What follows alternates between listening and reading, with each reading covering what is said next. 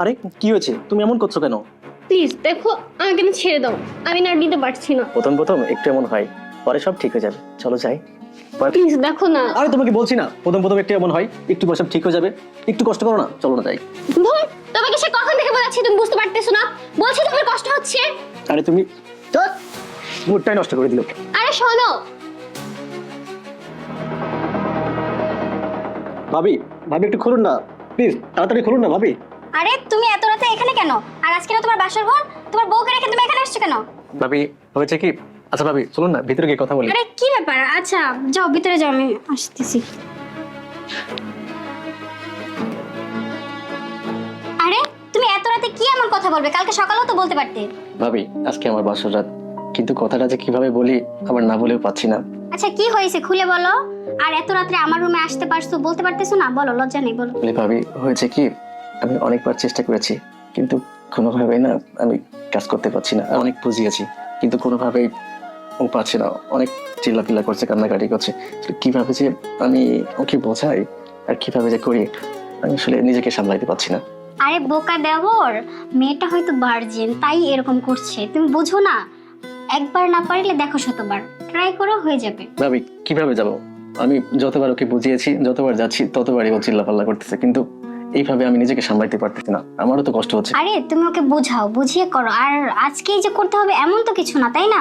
নতুন নতুন এমন হয়, আস্তে আস্তে ঠিক হয়ে যাবে। আর তাছাড়া তোমার ভাইয়াও নতুন নতুন এমন করতো, এখন ঠিক হয়ে গেছে। আচ্ছা যাও যাও, ওকে বুঝাও।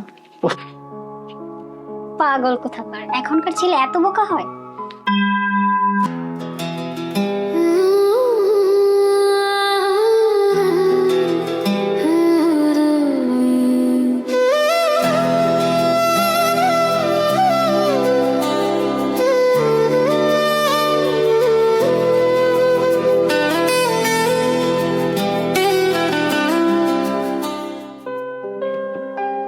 আরে কি করছো? আচ্ছা, সারাদিন তুমি কোথায় ছিলে? বাসায় আসোনি, খাওয়া দাওয়া করোনি, কই ছিলে তুমি? আচ্ছা, তোমার সাথে না আমার একটা কথা আছে। কোথায় আর থাকবো, বাইরে ছিলাম, বন্ধুদের সাথে আড্ডা দিচ্ছিলাম। আর তুমি কি বলবে বলো? আচ্ছা, আমি মনে হয় তোমাকে দাম্পত্য জীবনে সুখী রাখতে পারিনি। আর তুমি কিছু মনে করো না, আমি আস্তে আস্তে সবটা মানিয়ে নিব। তুমি রাগ করে থেকো না, কেমন? দেখো, একটা পুরুষের দাম্পত্য জীবনের সুখটা এখান থেকে আসে, আর যদি এটা পরিপূর্ণ না পাই তাহলে সব পুরুষের মাথায় গরম থাকে। আচ্ছা, আমি না বুঝতে পারছি তোমার অনেক কষ্ট হচ্ছে, কিন্তু তুমি একটু ধৈর্য ধরো, আমি সবটা মানিয়ে নিব। আচ্ছা ঠিক আছে, বাদ দাও, চলো শোবে।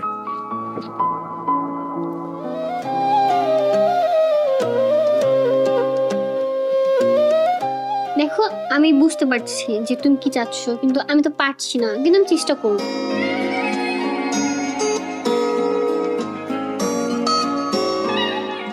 এই ছাড়ো, তুমি এত নরবশ মতো হয়ে যাচ্ছ কেন দিন দিন? তোমাকে না বলছি আস্তে ধীরে সব হবে। ওফ, তুমি কি বুঝতে পারছো না আমি কি যাচ্ছি তোমার কাছ থেকে? আচ্ছা, আমি যদি সত্যি স্বাভাবিকভাবে নিতে পারতাম তাহলে তো আমি দিতামই, তাই না? দেখো, বিয়ের এক সপ্তাহ হয়ে গেল, আসলে আমি জানি যে কিভাবে কন্ট্রোল করতেছি। তুমি একটা বার বোঝার চেষ্টা করো আমি কি চাচ্ছি তোমার কাছ থেকে। আমিও তো একটা পুরুষ, আমার কষ্ট হচ্ছে। আচ্ছা, তুমিও কি বুঝতে পারছো না আমি যে স্বাভাবিকভাবে নিতে পারছি না? তারপর তুমি এমন কেন করছো? দেখো, বাসরটাতে তুমি আমাকে নিষেধ করেছো আমি শুনেছি, কিন্তু বিয়ের এক সপ্তাহ যাচ্ছে, তুমি প্রত্যেকদিন আমার সাথে একই করতেছো, তার মানে আমি কি মনে করবো? আচ্ছা, তুমি যা মনে করার করো, আমি নিতে পারছি না। আমরা নিতে পারছি না।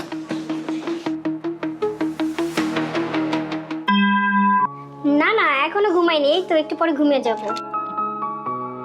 ভাবি তুমি এখনো জেগে আছো? আচ্ছা ঠিক আছে, রাখছি। হ্যাঁ আচ্ছা, এত রাতে কি বলবো, আসো বসো। ভাবি আমাদের বিয়ের এক সপ্তাহ চলে, তুমি তো বলেছিলে চেষ্টা করতে, আমি অনেক চেষ্টা করেছি। সে বারবার এক কথাই বলে যাচ্ছে সে নাকি পারতেছে না, অনেক কষ্ট হচ্ছে এই সেই। আমার তো মনে হচ্ছে ওর কোনো সমস্যা আছে ভাবি। কি বলো তুমি? এক সপ্তাহ হয়ে গেছে এখনো বাসর ঘরের বিড়াল মারোনি? আমি তো ভাবছি তুমি সুপুরুষ, এখন তো দেখছি তুমি কাপুরুষ। ভাবি তুমি এটা কি বলছো? আমি আমার সর্বোচ্চ দিয়ে চেষ্টা করেছি কিন্তু সে কোনোভাবে নিতে পারছে না, সে বলতেছে লাগতেছে আমি পাচ্ছি না এই সেই। আমার মনে হয় ওর অন্য কোনো সমস্যা আছে ভাবি। আরে পাগল, ও হয়তো ভার্জিন তাই তোমাকে দিতে চাচ্ছে না। আর এইসব বিষয় আমি তোমাকে কি বলবো বলো? আচ্ছা যাও তো, তোমাদের ব্যাপার তোমরা বুঝো, এইসব ব্যাপার নিয়ে আমার কাছে আর আইসো না, যাও। যাক ভাবি, তোমার কাছে আসাটাই আমার ভুল হয়েছে।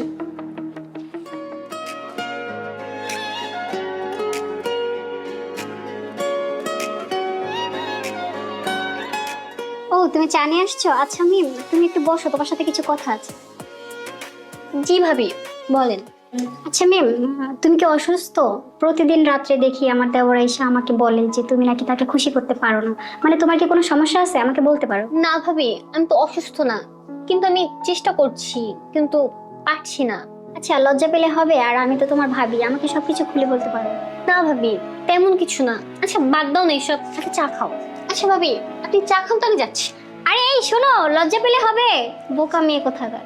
আরে আমি ভালো নাই, বুঝতে পারছিস না বিয়ের আচ্ছা তুই ফোনটা রাখ, পরে কথা বলছি। ও আপনারা আসছেন, আসুন ভিতরে আসুন।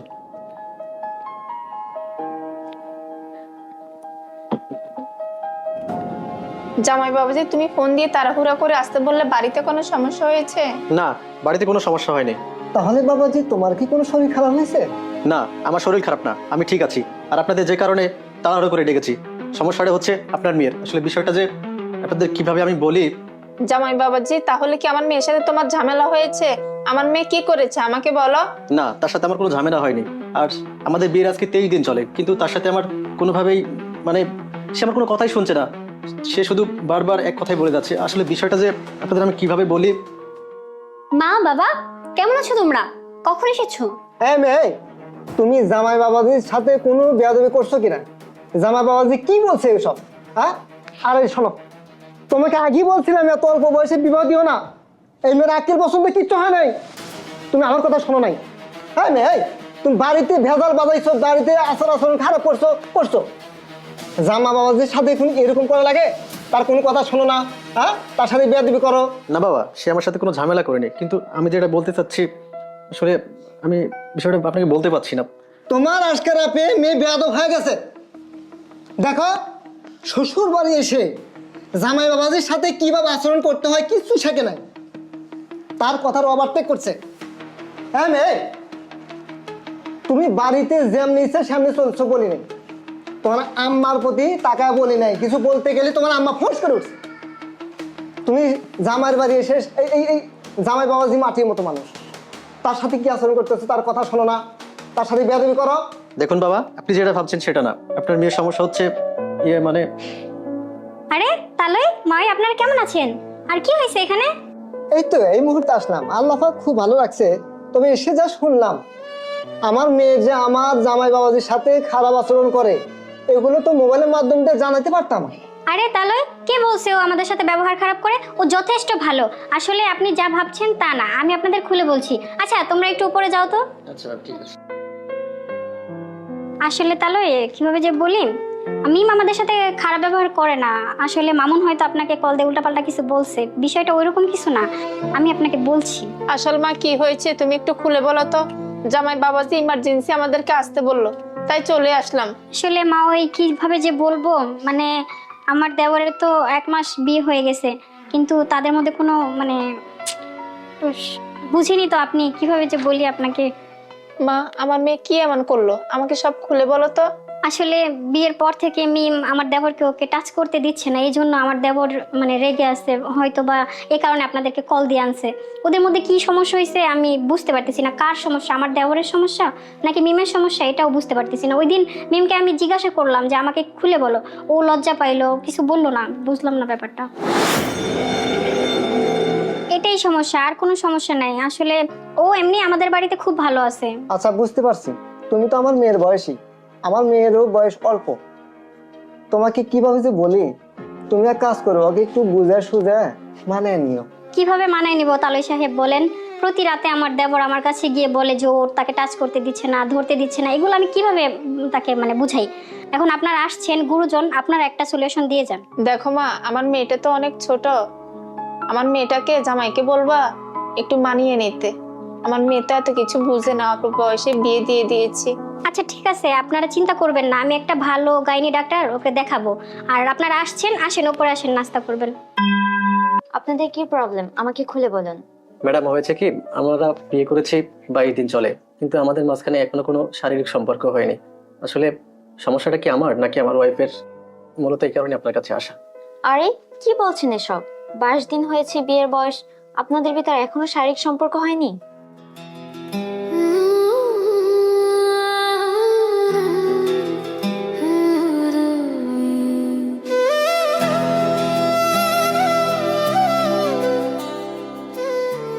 আচ্ছা ঠিক আছে, আমি বিষয়টা বুঝতে পেরেছি। আপনি একটা কাজ করুন, বাইরে গিয়ে ওয়েট করুন, আমি ওনার কিছু পার্সোনাল চেক আপ করবো। ঠিক আছে ম্যাম। আচ্ছা আচ্ছা মিসেস মিম, আপনার কি প্রতি মাসে পিরিয়ড ঠিক মতো হয় নাকি কোনো প্রবলেম হয়? ম্যাম, আমার জন্মের পর থেকে এরকম কিছু হয়নি। আরে আপনি এসব কি বলছেন? জন্মের পর থেকে আপনার কখনো পিরিয়ড হয়নি? আচ্ছা ঠিক আছে, আপনি একটু আমার সাথে আসুন তো।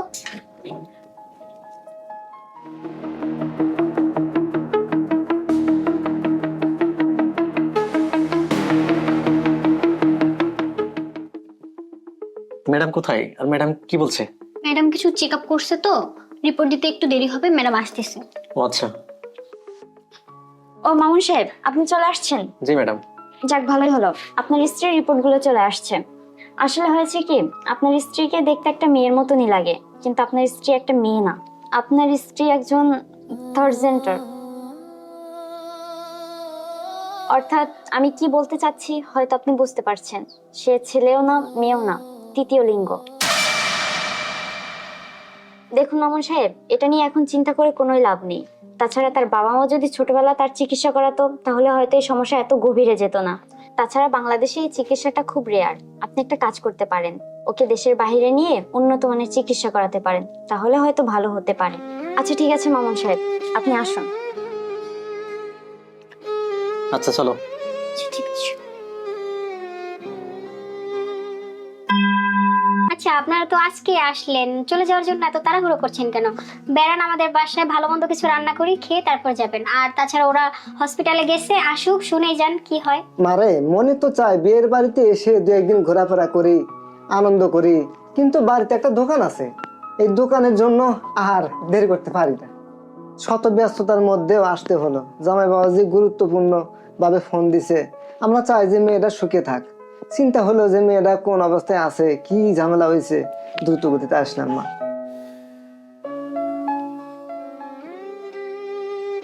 মা আসছিস? জামাই বসো, ডাক্তার কি বলছে বাবা?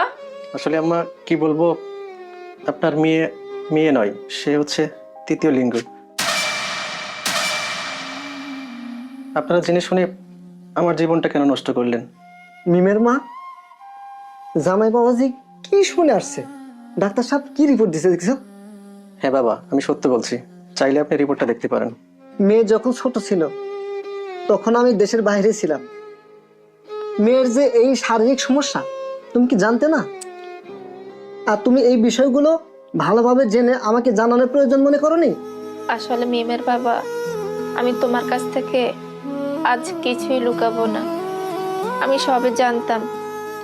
আসলে আমাদের সমাজের মানুষ কেমন সেটা তো জানো, মানুষকে কি বলবে, ওই কারণে আমি তোমাকে কিছু জানাইনি ভয়ে। দেখেন মা, ডাক্তার বলেছে আপনারা যদি ছোটকালে ওর চিকিৎসা করাতেন তাহলে ও সুস্থ হয়ে যেত, কিন্তু এখন আর চিকিৎসা করে কোনো লাভ হবে না। তাই আমি বলি কি, আপনারা আপনার মেয়েকে নিয়ে যান। এখন তোমার সমাজের লোক কোথায়? হ্যাঁ, তুমি যদি ছোটকালে আমাকে বিষয়গুলো বলতা তাহলে আমি ভালোভাবে চিকিৎসা করতাম, তাহলে এই দিনটা দেখতে হতো না। জামাই বাবাজি, তোমার কোনো দোষ নেই, সব দোষ মিমের মা। বাবা, আমি আমার মেয়েকে নিয়ে যাচ্ছি। মিম চলো। আর তুমি এখনো বসে আছো? ওঠো। ছোটবেলায় যদি চিকিৎসা করতাম তাহলে এই দিনটা দেখতে হতো না। সব তোমার দোষ, তোমার গাফলতির জন্য এগুলো ঘটছে।